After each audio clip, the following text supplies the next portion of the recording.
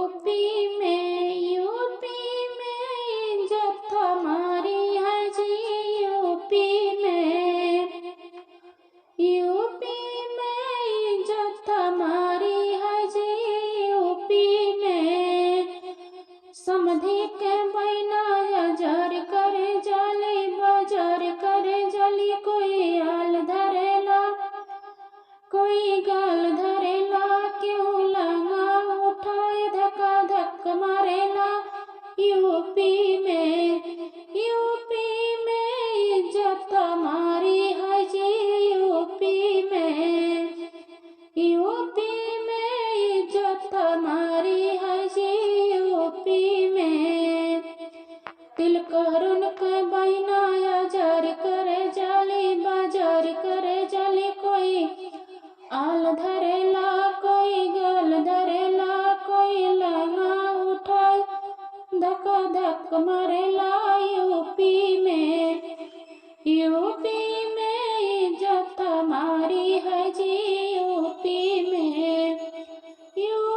में इज्जत हमारी है जी। यूपी में सरऊ का बहना अजर करे जाली बाजार करे जाली। कोई आल धरेला कोई गाल धरेला, कोई लहंगा उठाए धक्का धक मारेला। यूपी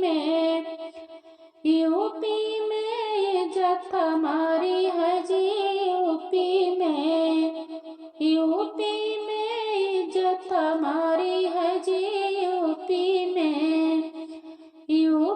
में इज्जत हमारी है जी।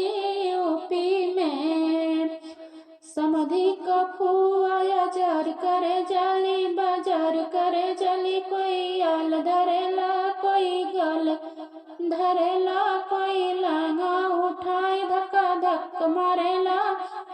यूपी में इज्जत हमारी है जी। यूपी में इज्जत हमारी है जी। यूपी में सरवा के बुआ अजर करे जाली बाजार करे जाली। कोई आल धरेला कोई गाल धरेला, कोई लंगा उठाए धक्का धक मारेला। यूपी में